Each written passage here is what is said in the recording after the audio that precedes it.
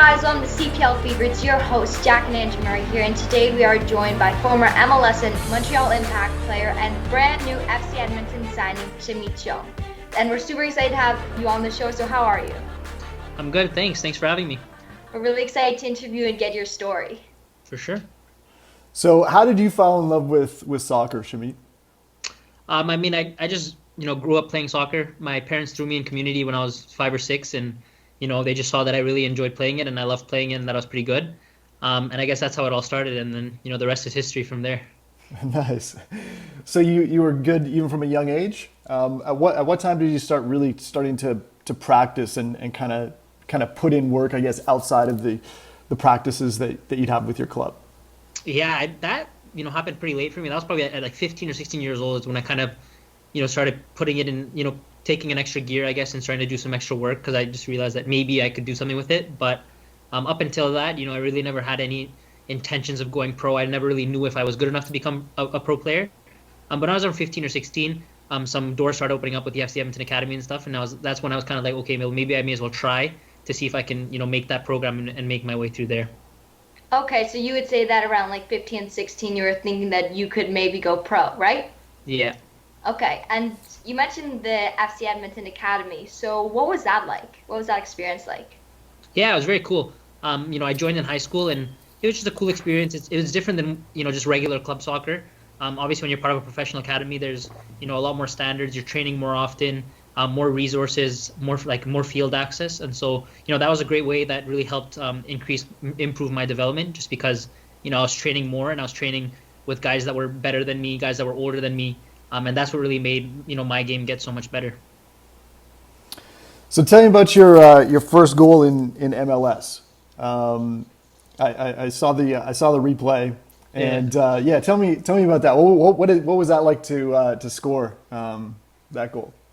Yeah, it was really special for me. Obviously, it was my first professional goal. I never scored with Edmonton when I played before them, so that was my first professional goal with Montreal. So I was just super excited. It was a pretty lucky goal the way it happened, but a goal is a goal in the end, and so I'll take it. And that game was really special just because there's a lot of crazy circumstances that went into that game, and I played a pretty good game, and to finish that game with a goal was very cool and very very exciting for me. I'll tell you what I really liked about that goal is that you followed up fast towards the net, and I think that a lot of players don't. They're always trained to by their coach, but you were kind of really doing that. And so I thought that was good. It was on your mind. You were like, ahead of the step of a lot of the other players. So I think that was pretty cool. No, definitely. And it's kind of funny because it's not like if it was another free kick, maybe 10 minutes later, maybe I would have made that run. You know what I mean? It's just, for some reason, I just decided to go for it and it worked out. So it's pretty funny how it all worked out. Yeah, it was a great goal. Yeah. So what's the biggest strength in your game? Because you've played midfield. Have you always played as a midfielder? Yeah, I've played as a midfielder, ever since I was young. So I think my strengths are, my passing, short range, long range passing, the accuracy is there. And just, understanding the game, finding good spaces to get on the ball, always getting the ball in having 5-10 yards of space so that I can, operate freely. And it's just about understanding the game and reading, where the spaces are and where the opposition is, and the best place to place myself, I guess. Yeah, and passing is a super important skill to have as like a midfielder, and you're an excellent passer. And I wanted to ask you also, do you model your play style around someone a little bit, or do you try and emulate like your favorite player, someone in your game? Yeah, I mean, there's a lot of players that I watched recently that I always try to think like the things they do I want to do. So like a couple of players that I can think of off the top of my head are like a guy like Joshua Kimmich, plays for Bayern Munich midfielder, Leon Goretzka, Bayern Munich midfielder. Those are the two guys I've been watching recently just because Bayern's so in form and doing so well. Then another guy I would say is like Ilkay Gundogan at Manchester City. Mm-hmm. So these are all guys that play that box-to-box position that can also play hybrid roles, but that do a lot for the team. And those are just guys that I like to learn from and see how they play and try to copy some of the things that they're good at and implement into my own game. Yeah, so they're all German. Is that like a bit of a thing? Yeah, I don't know. I guess so. But I mean, Germans are so good at football, so I guess maybe that's why. Yeah, that's true. Yeah, I personally love watching Ilkay Gundogan play. He's one of my favorite players to watch on Man City. And do you find that you have a favorite formation to play in when you're playing as a midfielder, and is there a favorite formation that you like or that you feel like you do really well in? Yeah, I think my favorite formation to play is a 4-3-3, where so there's three guys in the midfield. There's 1-6 and then two, box to boxes or number 10s, and so I like to play as one of those number 8s or number 10s. And I just feel like that's the position where I can play the best at because there's more space for me to operate in, and I get to do a bit more offensive work, which is what I like to do. But yeah, that's my preferred formation, I guess I'd say. Okay. Yeah, that's pretty interesting. So back to your career. When you were drafted into the MLS Super Draft, second round, how did you find out about that? Did you know that was going to happen before? Because I read something about the Generation Adidas contract. So did you know you were being taken? Like, how did you find out you were in the draft, and what was that experience like when you heard your name called? Yeah, so I mean, I knew probably about a week and a half before that it was going to happen. So it actually happened all pretty last minute because even I wasn't sure if everything would work out properly. It wasn't set in stone until pretty late in. So, a very unique experience where everything happened so quick and so fast. But I wouldn't change anything about it. It was a very, unique experience and such a cool thing to go through the draft. And even growing up, I always thought, the MLS draft was so cool. And they never really had anything like that for U Sports until now with the CPL. So I always thought it'd be cool to go to college in the States and then go through the draft.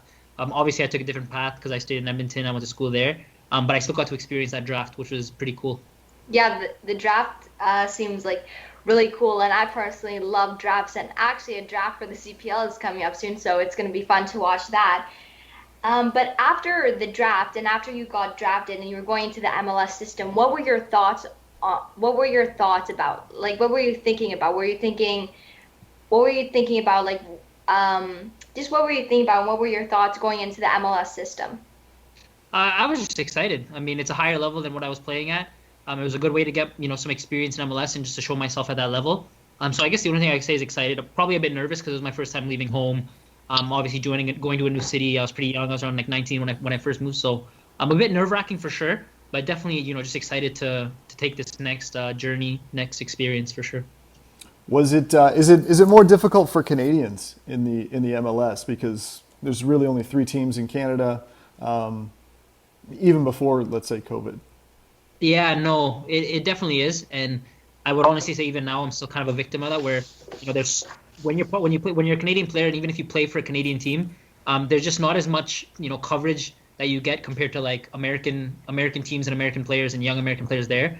So it's just easier to find new teams and move around when you play in the US, just because I feel like those teams are more there's more coverage about those teams and stuff. So it definitely is a bit difficult as a Canadian player. Then obviously with the domestic international rules, it makes it tricky. Okay. Yeah.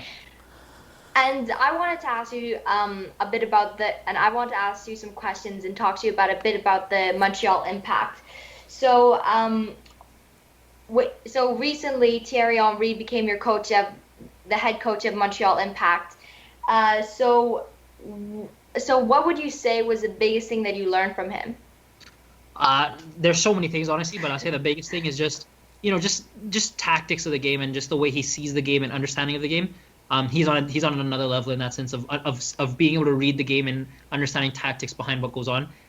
He's played for great coaches like Arsene Wenger, Pep Guardiola, and so when he was coaching us, you could kind of see that he has that capability in him as well, where he his tactics were always spot on. And so that's what I'd say is the most important thing I learned from, or the biggest thing, is just in general tactics and understanding the game, being fluid and changing formations, but not changing the main principles by how a team plays.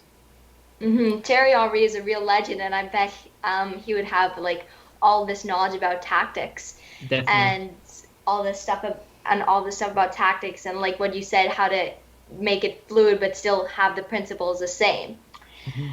And I was just wondering, did you ever get to play with Thierry Henry in like practices? He always looked like he wanted to get onto the field, like when I saw him coaching the Montreal Impact. So did he ever play with you like on the field?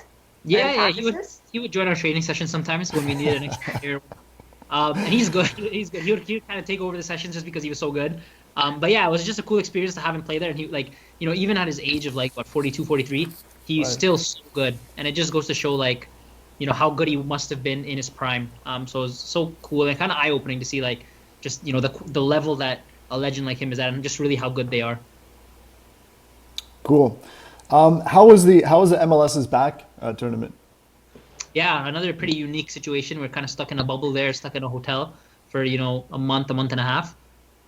It was better than I thought it'd be, but it's still difficult because you're just stuck in a hotel room. You can't really go out, and so you get kind of lazy because you can't really do anything. But it was the only way we could play games. So I think everybody, when we look back on it, it's something we had to do. And it was just a unique experience that we never think we'd have to try, but we did it, and thankfully it happened safely and it went pretty well for everybody. Okay, well that's good. And who are you going to miss the most of your teammates from the Impact?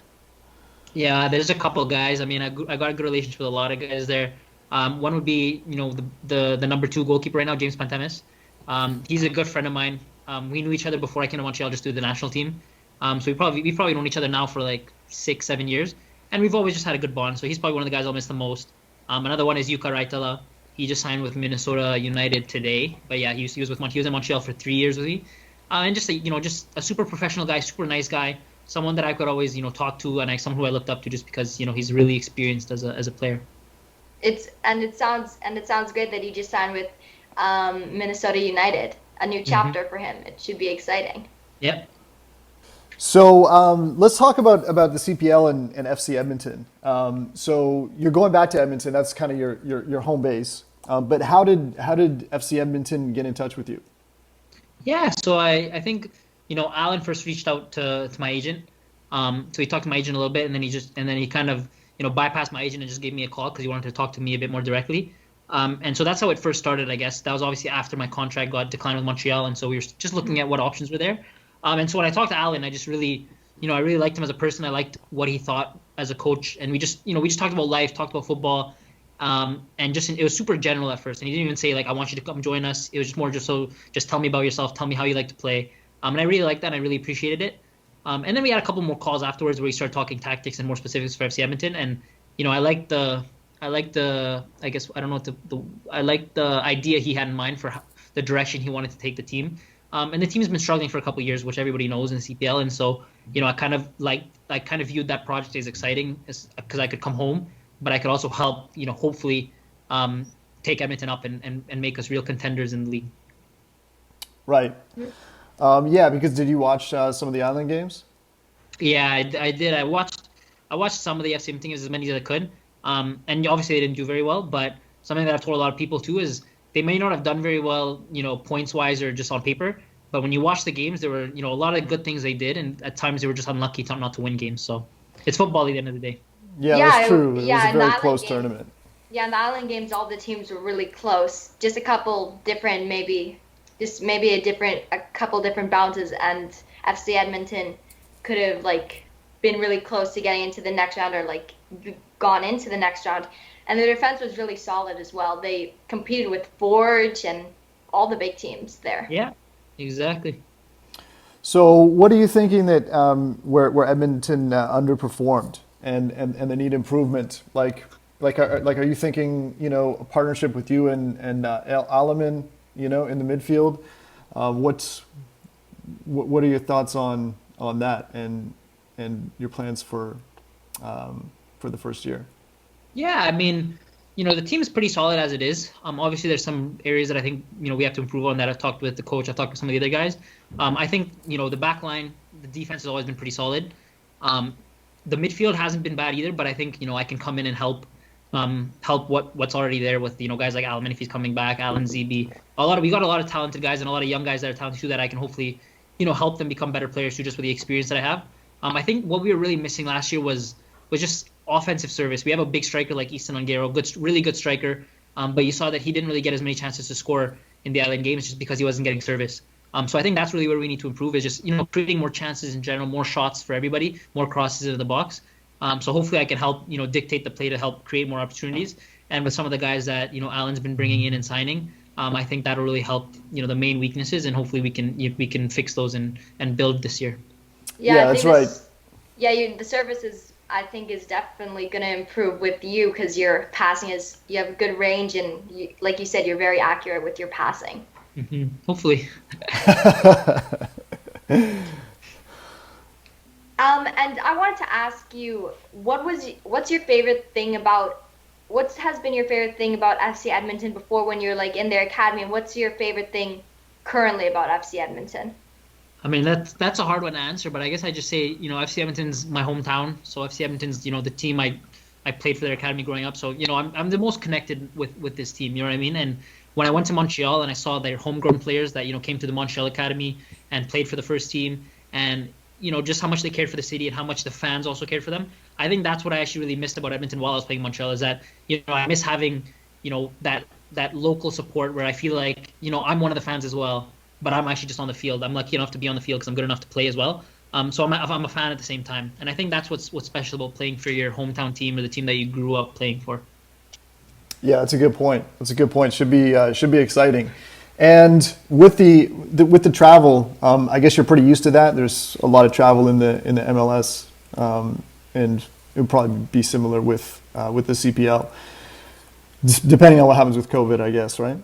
Yeah, we'll see what happens with COVID. And the traveling should be similar, but to be honest, because there's a team in Halifax, team in Vancouver. It might be a lot of traveling. So I'm excited. I get to see more cities. I get to see the rest of Canada, which I've seen a little bit of. But if it'd be nice to travel out and see all those cities for sure. All right. Well, let's talk a little bit about your national team experience, right? Mm-hmm. So when did you first get involved in the national team? Because for a lot of people, being able to put on the national colors is pretty awesome. Yeah, it was a huge honor for me when I first got called up and I first played my first game. I got called up at the U18 level, so I think it was probably in like 2015, my final year in high school, and that was actually a big reason of why I decided to go pro instead of deciding to go to school, is because I went to that national team camp. I did really well. I didn't know how I do, but I went and I did really well, and it kind of opened my eyes where I'm like, okay, well, if all these guys that play for Vancouver Academy, Montreal Impact Academy, Toronto FC Academy, if me from Edmonton, if I'm as good as them or better than them, then I should really consider taking this pro and just see where it goes. So that's kind of how it all started. So super grateful for that time. I think Rob Gale was my head coach there. He was the head coach of Valor, so I got a little connection there. He's a guy I respect so much, and he's a great coach. So I'm definitely thankful to him for giving me that first chance to get called up with the national team. Mm-hmm. Yeah, that's a great story on how you first came connected with the national team, and I'm sure you're gonna look forward to playing against Rob Gale when you play Valor. And I also want to know, what was it like when you were subbed in for the senior national team against Barbados in the friendly? Yeah, that was super cool. That's the biggest honor possible, is getting a cap for the senior men's team. So that was a very cool experience for me. Super, one of the best moments I think that I've had in my footballing career. And hopefully, if I do well in the CPL, I can, more doors are open. Where I'll get more national team call-ups and be able to represent the country, again and again. Mm-hmm. I'd like to see you in that red jersey again. Yeah. Now, I was reading that you have a Bangladesh background, and are you still eligible for the Bangladesh team, or? Yeah, I am. So that's okay. Always, an option that's open. There's been some talk with some Bangladesh teams because they want me to go there and stuff. But, for now I'm focused on Canada, being in Canada, and doing well and seeing how I can do there before I look at Bangladesh as an option. But, it's always nice to have an option to play for, different countries. But for now, I'm definitely focused on Canada first. Okay. Yeah, it's pretty interesting. I just find that whole, eligibility thing very, very convoluted. Yeah. Yeah, I don't need to worry about that. And you probably have people that sort that stuff out, right? Yeah. So, let's talk about mindset, right? Because I think you seem like a very studious person. I know you got your Bachelor of Engineering while you're playing like pro soccer. Yeah. That is quite an accomplishment. How did you do that, and what pushed you to to do that at the same time? Yeah, I think it was just, it's mostly just discipline and hard work, obviously, where you have to, you have to keep yourself accountable. For some reason, that was just something I decided to do. School's something I've always enjoyed growing up. My parents, always emphasized school. And, I always, took that into account, but I actually realized that I really did enjoy it. And so I really wanted to get a degree and do school at the same time, just because, as a professional footballer, you still have so much free time. because you're usually done training, by 1 or 2 in the afternoon, and you have the rest of the day off. So I just took that time to go to school and finish my degree, and I'm super thankful that I finished it, because I think it's good to have, not for now, but in the future when I'm done playing soccer when I'm 30, 35, just to have something to do, and engineering something that I find super interesting and that I'd love to do in the future. But yeah, I definitely just say it's discipline and hard work, and that stuff correlates to being a professional too, where you have to show those skills and those traits to make it. Right. So do you find that there are players that don't have that same discipline? Yeah, I mean, you're always going to see guys that lack that bit of discipline, that don't have that, that accountability for themselves. And it's not only just because they don't go to school. That's a completely different thing. But it's even also on the field, how they are as professional athletes. And that it happens. There's so many players like that, actually, that are so talented, that can be so much more. But because they don't have that discipline and that proper mindset, they kind of fall off and don't have as much success as they should. Mm-hmm. And you sound like very disciplined, as you've just been talking about. Do you follow a specific diet to help you with soccer at all? Yeah, I mean, I wouldn't say a specific diet, but I mean, I make sure I eat healthy and eat clean so that my body's in the best shape possible to perform and run.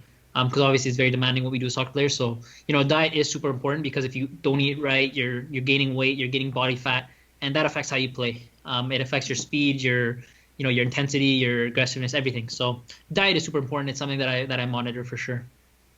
Mm-hmm. And also, I want to ask you, in your opinion, how important is it to have a good mindset as a professional soccer player, in your opinion? Yeah, super important. I mean, I think that's more important than talent itself, because you have to have the proper mentality, the proper discipline, the proper spirit, I guess, of being a professional footballer to make it. And that's what I was saying before, where you see so many guys who are so talented at a young age kind of fall off because they don't have that right mindset, and they're kind of thinking of different things, and they're not focused on what it takes to be a professional footballer. What do I have to do day in, day out to do that? And that's the difference, I think, is just being consistent on a daily basis. Mm-hmm. Yeah, and an interesting point. Yeah. So that discipline, when you kind of were 15, 16, 17, now you're getting to the point where you're like, yeah, I can, play with these people that have come from the TFC Academy and whatnot. What did you do to help you improve, and what did you work on, specifically just to kind of help you at that level once you realized, hey, there's a chance here I might be able to go pro? Yeah, I think it was just doing extra work on the field after training, just extra drills on my own or with a couple of guys, a lot of work in the gym, because I was a pretty scrawny kid growing up, so I obviously had to put some time in the gym, and so that's what I would say is the two things that I did the most. And I was in high school at the time when I was in the academy, and when I really started putting in that extra work, and my days were long. I would go to school from 8 to 3. I'd go to the academy training from 3:30 to 5:30. After that, I would do a bit of extra work on the field. Then I'd probably go to the gym. And so I wouldn't come home till like 8 or 9 every day for 3 or 4 months. And back at the time, it was just a routine, so it didn't seem like a lot. But when I look back on it now, it really is like I did a lot, and I put in a lot of work, and I guess that's why I'm here today in the position I am, I guess. That's great. So you really started to focus at the right time and kind of put in the time. That's good to hear. Is there a quote that you really like, that you live by?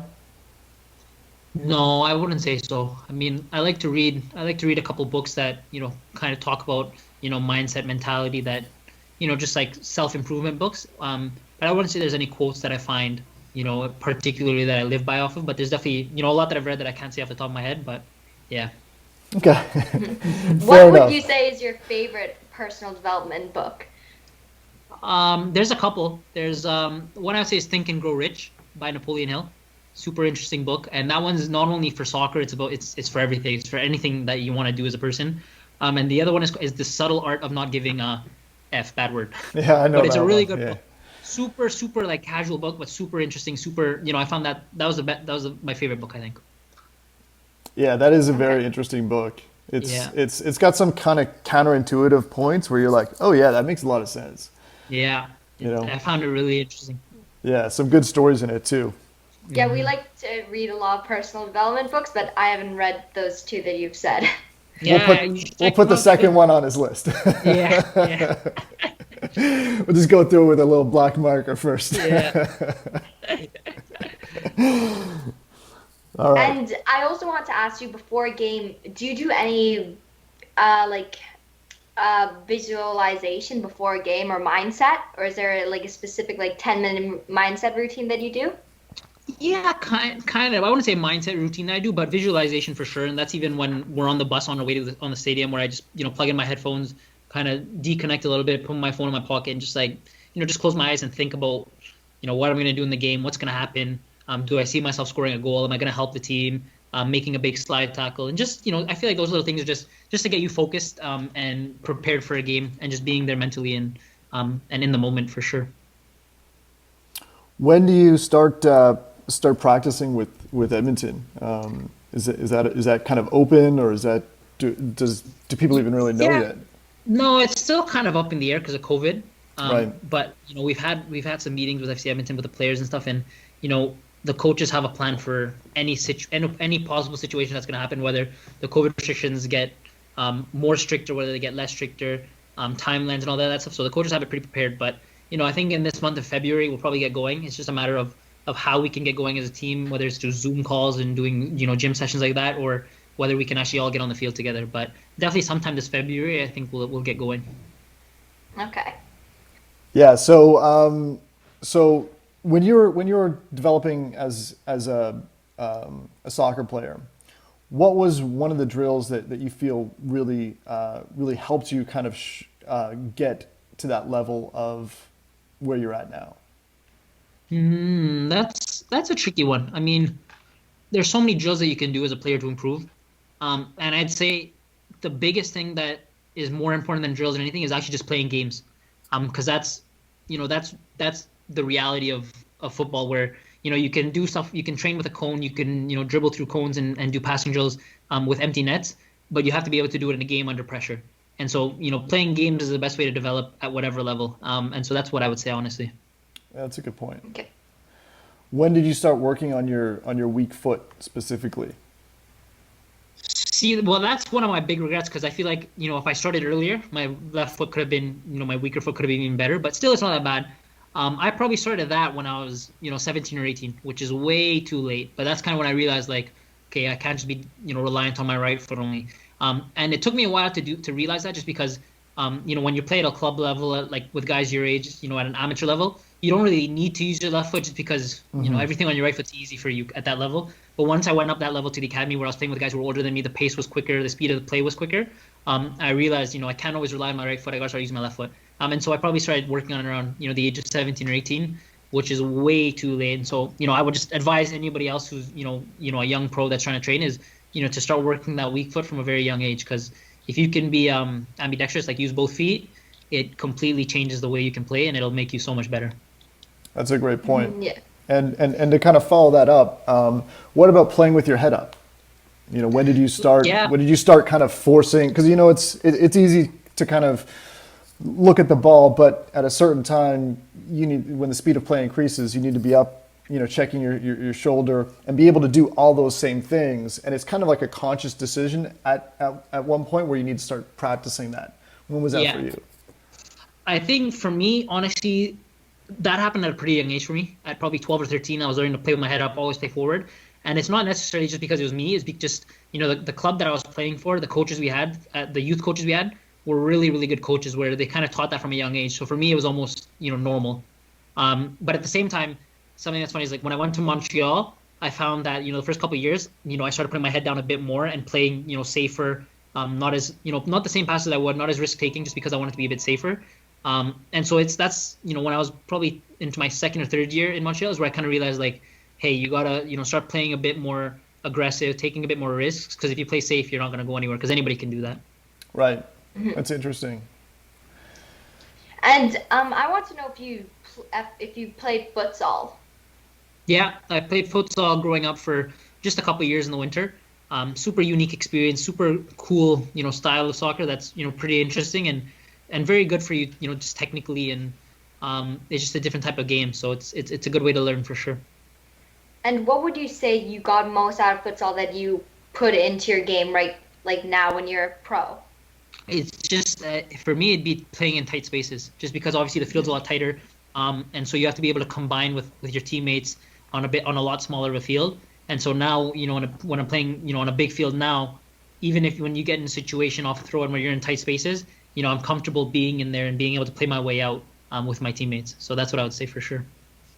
Yeah, I've played some futsal, and I've also really enjoyed having that tight space and like getting to play out of it, because now I've gotten a lot better at that since playing futsal. Yeah. So futsal is, I've really enjoyed futsal. Hmm. And I know you said you think that like every young player should be working on their weak foot young, but what would you say is the biggest advice you can give a young soccer player trying to go pro? Yeah, I would say something similar to what I said before is just have the right mentality. You could be, super, super talented, and you might think, oh, it'll be so easy for me to go pro, but it's not the case, because there's so much that goes into being a professional player than just your skills with the ball or your talent of playing soccer. There's how professional you are, how you take care of your body, your diet, all that stuff can really affect you, because you might be so good at soccer, but if you're not taking care of your body, you could get injured, and that could change everything. So definitely mindset and mentality, and just work as hard as you can in training. I think for me, when I started, to realize I could go pro, it was mostly just because at the youth level, I was just going to practices and just trying as hard as I could. And I would make mistakes. I would make mistakes. I would, I'd obviously make mistakes, but those mistakes is what helped me learn and become better as a player. That's a very good point.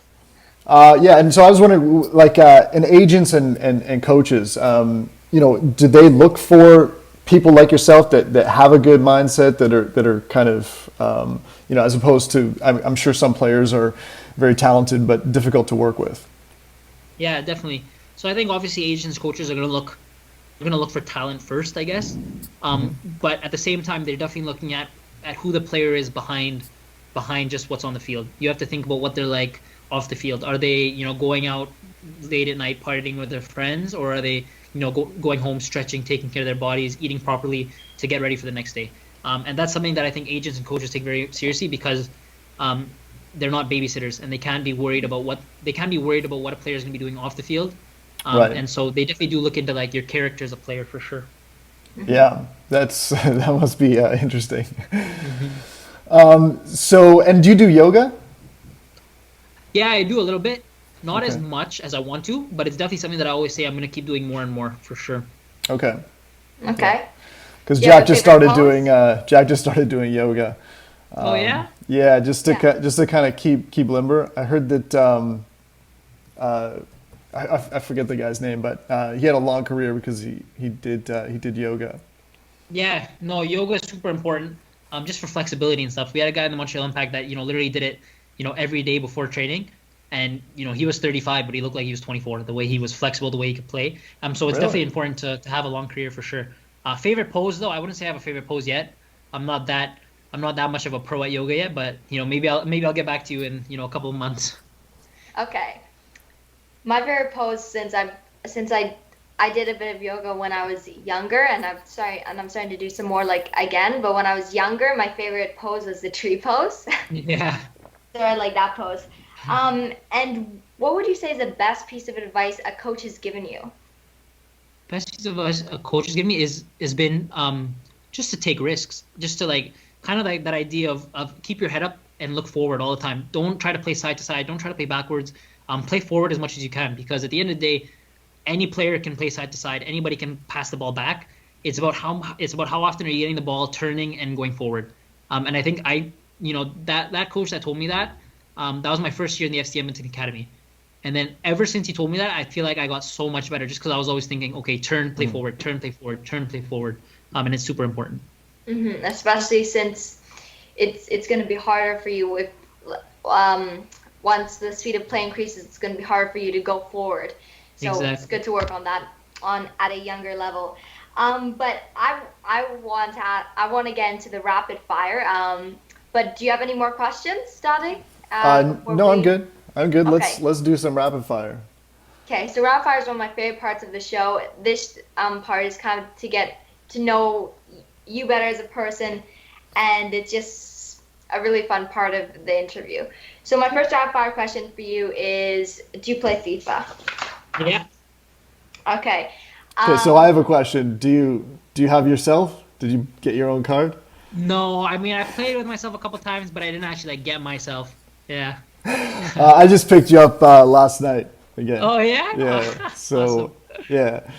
And my question is, I mean, obviously, the stats on FIFA cards are a little bit random. I mean, it's hard to aggregate all that stuff. How would you tweak your FIFA card? What do you think that you'd give yourself a little bit of boost in? I'd want to give my entire rating a bit of a boost, to be honest. Yeah. And let's say passing. I'd want to make my passing even higher, just because I'm a midfielder, so that should be the highest trait for sure. Cool. Yeah. I know that Dad was really looking forward to asking you that rapid fire question. Yeah. And I know that he had just picked you up. And once he had just picked you up, he said, "Jack, look, I just got Shamit Shome." So that's awesome. pretty cool. And who do you support, a soccer team? Arsenal fan. Okay. Yeah. So are you a big fan of Arsene Wenger? Like, Yeah. I was a big fan of Wenger ball, just because they played such good football when he was the coach. Yeah, and I'm sure. How are you feeling about them now this year? Getting there slowly but surely. I mean, they struggled for a bit, but I think now they're trying to hit their stride, and they're playing those young guys who are doing really well, like Saka, Emil Smith Rowe. They're putting in some work, so they're definitely going in a good direction now. Good. And so it must have been really cool, also for you, for Thierry Henry to be your coach then as well. Yeah, definitely. And what's your favorite fruit? Favorite fruit? I'll say a plum. Okay. And do you have a nickname? No, people call me Sham. It's Shamit, but shorter, so Sham's a lot easier on the field for sure. Okay. And what is one superpower you'd like to have? I'd say reading people's minds.